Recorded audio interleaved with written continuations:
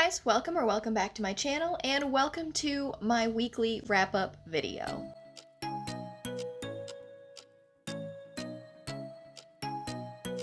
So this is going to be a new thing on my channel. It's definitely not original by any means. People all over BookTube have been doing weekly wrap-ups for a very long time now, but I think that it's a better format for me than weekly reading vlogs just because I suck at weekly reading vlogs. Like, I'm actually awful. I don't remember anything about getting B-roll throughout the week. I forget to update. I'm too lazy to update. So this is going to be the same concept, except it is just a video in which I talk about my week with you guys instead of doing it throughout the week. So I don't necessarily intend for this just to be bookish. I kind of want to talk about just things that happened throughout the week, or TVs that I've been watching, videos I've been enjoying, music I've been into, things like that, video games, whatever. Anything that I have been loving or thinking about this past week, I would like to talk about in my weekly wrap-up videos. Definitely it's going to be mostly bookish, so that's the plan, and I'm just going to jump right into it. The very first thing that was important about the last week was that I finally finished The Liar's Knot by M.A. Carrick. I am not holding it right now because I don't know where I put it, but technically this was last Saturday, so, kind of verging on the week before, but I haven't talked about it with you guys yet. So I finally finished The Liar's Knot by M.A. Carrick. I read probably the second half, I would say, of that book while I was on the plane flying out to Vegas to visit my sister, and I freaking loved it. I definitely liked the second half of the book more than the first half of the book, and that was, the same case for me with The Mask of Mirrors as well. It's just where things kind of start to ramp up and the storylines start to come together and you kind of figure out where everybody is and where they're going. I'm not going to make this spoilery about The Liar's Knot at all, so, you don't need to beware if you're watching this video, but I loved it. There were certain relationships that came to the foreground that I have been rooting for since the beginning of book one. There are certain characters that have learned things that's exactly what I wanted to happen. It was so satisfying. Seeing the majority of the things that I wanted to happen, seeing a lot of the secrets that had been frustrating me because they have been kind of, lurking in the background, finally being told so that that's not hanging over everybody's head. It was such a relief, and I just loved every single bit of it. I can't wait to reread that book and that series in preparation for the third one, which I hear is getting ready to go finally to the editors, or maybe the publisher, I'm not sure, but M.A. Carrick is almost done writing it. That's two authors, by the way, but they're almost done writing it, and I can't wait. So that's The Liar's Knot, which I really enjoyed. Right after I finished that, obviously I was hanging out with my family. I was meeting my new baby niece, so I didn't really get a lot of a chance to pick up much in terms of reading last week. The next thing that I ended up starting was Echoes and Empires by Morgan Rhodes. This is not going so well for me. I started it probably last Monday, and I only picked it up to read myself to sleep before bed, and I'm still in the middle of it, and it's like a 350, 400 page book, so it really shouldn't be taking this long, but it is, and I don't know what it is about it that's not clicking with me, and I did say in my goals video I'm going to let myself learn how to DNF more, and it's entirely possible this is going to be my first one of the year. I am starting to skim. I am giving myself that allowance of skimming through to finding something interesting, but I wanted to know if people were feeling the same way as me, so I looked at reviews on Goodreads. Let me back up. Okay, Echoes and Empire by Morgan Rhodes is about a girl named Jocelyn Drake, I think is her name. This is a very it's definitely a fantastical world. It's not our world, but the technology does seem to be very advanced. So they have cameras and cell phones and whatnot. So fantasy world, but our technology. And she is the former prime minister's daughter. He was assassinated on her arms on the steps of the Queen's palace, I guess. I don't know if they became best friends before or after she was no longer the prime minister's daughter, but she is best friends with the new prime minister's daughter. And in this world, magic is pretty much heavily persecuted. The queen pretty much, I don't know if she executes, but she definitely imprisons people that have magic, things like that. And, everybody believes that magic is evil. Well, everybody that you're allowed to see in the beginning believes that magic is evil. I was drawn into this because of the cover, for sure. I had heard the name Morgan Rhodes before, but I didn't know anything about that author. So the premise sounded interesting, and the cover was gorgeous, so I was going to go for it. So I ended up getting an arc of this, and I thought it would be great. And for some reason, the writing, it's just not for me. One, the writing is not for me, but two, the main character of Joss is insufferable. I sincerely hope she gets better, but I'm currently over 20% of the way into this book and I still hate her guts. She is vapid, she is pretty much self centered. She doesn't seem to care about anybody but herself. She even walked in on a group of people that were saying all of these, like, they were supposed to be her friends, and they were saying a lot of really bad things about how self centered she is, and so on and so forth. And, like, I was just sitting there agreeing with them, like, yeah, oh, that sounds exactly like her. So I don't know. I don't like her a lot. And that is probably coloring my opinion of the rest of the book. But so far, the writing is a little bit on the juvenile side. It seems like it's reading more like a debut novel.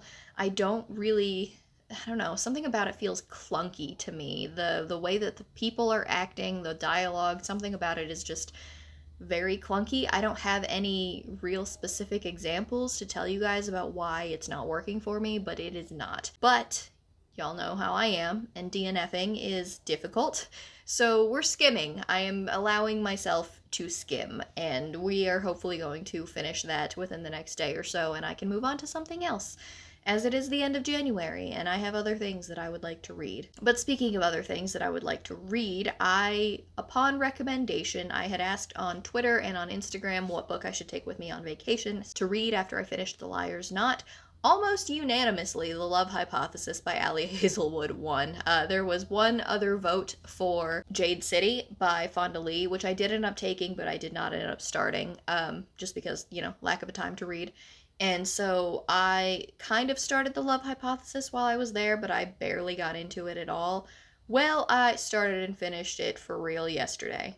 That was how that went. I had maybe gotten 20 pages in on Monday, and then I finished the whole thing yesterday. I loved it. Love Hypothesis was 5 stars for me. I loved every single bit about it. I loved the main characters. I loved the side characters. I loved the science. Guys, Ali Hazelwood is actually a scientist in real life. Like, it shines through because she's definitely an academic. She has a very deep understanding of the academic world, the scientific academic world specifically, and oh god, it was just setting me straight back to college, but like in a good nostalgic way, not in a PTSD panic inducing kind of way. It was entertaining to read a romance novel that, one, was super hot, but two, was super relatable also because the main character was a scientist. So even though I am not a biologist, there was a lot of overlap for me into the biology field, and a lot of it was stuff that I had had to learn about in college as well. So being able to understand a lot of those things was just like really entertaining for me, honestly. And all of the ins and outs of the academia and the conferences and everything, it was just everything about that book. I loved it so much. I am definitely going to try and read everything Ali Hazelwood comes out with in the future. I think this was her debut novel, but it was just fantastic, honestly. If you have any desire to read a romance based in an academia scientific setting, like a researchy type setting, I highly recommend it. It doesn't get so scientific that you're like bogged down by it, but the little things that she throws in there that talk about it are really nice kind of nuggets of information for those of us that have been in that world and do have kind of connections to it. So that was a lot of fun. I literally, like, I just closed the book and I sat there and I just absorbed it, and then I immediately texted a couple of my best friends to recommend it to them because they would know exactly how I felt. So, highly recommend The Love Hypothesis. Thanks to you guys on Twitter and Instagram for telling me to pick it up because I finally did, and I've had it for months, so it was definitely time. And I really, really liked it. I still have the audiobook for The Lies of Locke Lamora. I have not made any progress at all in that, and I really should, but audiobooks are what I read when I am at work usually, and I have not been there for an entire week.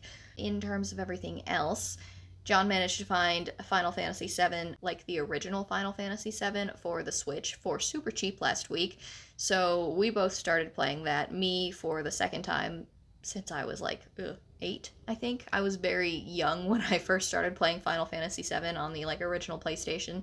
John has never played the original Final Fantasy VII, so he's currently playing it right now. I assume he's enjoying it because he's been playing a lot of it over the last week. And then I have been revisiting Teen Wolf. So judge me if you want to, but Teen Wolf is genuinely one of my favorite shows. It's just something that I've watched so many times that I just can like relax into it. I know everything that's happened, I know everything that's happening. So even like the kind of jump scary moments that happened don't really scare me anymore just because I know exactly what they are and when they're coming. And so, like, the relationships, the humor styles is just fantastic. So, Teen Wolf has kind of been one of mine and my sister's things for a while just because she really likes the show too. So, while I was out there and since the movie is coming out, we just kind of started it from the beginning and now I'm just carrying that again while I'm home. So, I'm already into season 2. I am enjoying Teen Wolf immensely. Other than that, I am also mostly caught up on Discovery of Witches season 3. I don't know if I've talked about how I like that show and that book series on my channel previously. I feel like I have to have mentioned it. But I do really, really love Discovery of Witches. I love the actors that they pick to play the characters, especially who plays Matthew. He's just perfect. And honestly, my journey with the Discovery of Witches started with the TV show, and then I picked up the books. So I've kind of just pictured them in my head this entire time whenever I read the books anyway. I love A Discovery of Witches so much. If you haven't picked it up or checked out the TV show, definitely give it a chance just because it's so entertaining. And again, strong science background, which is a theme for a lot of the things that I have been liking and talking about in this video. So, yeah, I think that encompasses all of the stuff that I wanted to talk about with this last week. We're kind of just hanging out today because we ended up taking a red eye back on Friday night, which means that we ended up leaving Vegas at 1 o'clock in the morning and got into our airport at 7:30 a.m. So there was no sleep to be had, pretty much, and jet lagged on top of it. So we're relaxing a little bit yesterday and today, catching up on sleep before we have to go back to work tomorrow, which, boo. But it was nice while it lasted. My very first weekly wrap up video is over. I think that's all that I really wanted to talk about with you guys. Oh, I guess I kind of wanted to talk about my reading plans going forward. In terms of my reading plans going forward, I want to keep listening to the audiobook for The Lies of Locke Lamora. I want to continue reading Echoes and Empires and hopefully finish that within the next couple of days because I don't want to drag this out. I definitely, if I'm not feeling it, I don't really feel bad about DNFing it, which is hard for me to say out loud, but because I'm skimming through it and not really missing anything, then it is what it is. So yeah, those are my two things that I would like to check off my list in the next week. Tuesday, I think, is the first day of February, so that is when I will start trying to tackle my February TBR that I have set for myself, and I think it's the second week of February or the third week of February is when Shiftathon starts, which Z from You Can't Catch Z told me about. By the way, she made this headband. Go check out her Etsy shop, which is The Sun and Broom. She told me about Shiftathon, which is a readathon about shape-shifting romances, I'm pretty sure, or just paranormal romances. I'm not really sure, but I have to go check that out anyway. So I'm trying to do that. It is a 1 week long readathon. I think that there's 5 prompts. We'll see. I will see if I will be participating or not, but I do love me a good shapeshifter romance, so it's something that we will talk about when I get there. Other than that, yeah, that's it for my first weekly wrap-up. I hope to consistently be doing this with you guys. I might intersperse an actual weekly vlog in there once in a while, but this is probably going to be my weekly catch-up format from here on out. It just seems a little bit easier for me. But that's it for this video today, guys. So don't forget to like this video if you liked it and subscribe if you want to see more content from me. While you're down there, you're also going to see a rep code for Unplugged Book Box, which will get you 5% off your monthly subscription. That's next to my Book of the Month affiliate link, and under that you're going to see links to my Goodreads, my Twitter, and my Instagram in case you guys wanted to follow me on any of those. But that's it for me today, guys, so I'll talk to you in my next video. Bye!